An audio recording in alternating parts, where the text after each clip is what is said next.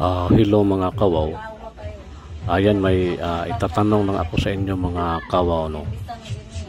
Parte sa prutas na ito. Alam niyo ba ang prutas na ito mga kawaw? Nagtaka lang ako nito mga kawaw, no.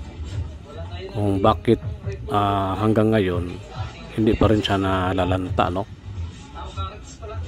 Ayan, mahigit 2 linggo na ito mga kawaw. Nilagay ko dito sa pinatong ko lang dito, sinama ko dito sa mga crystals ko, no, at mga mutya. Nagtaka ako hanggang ngayon, parang pwes na pwes pa rin siya mga kawaw. Dito ko lang nilagay, hanggang ngayon ganun pa rin. Matagal ba talagang malanta yan mga kawaw?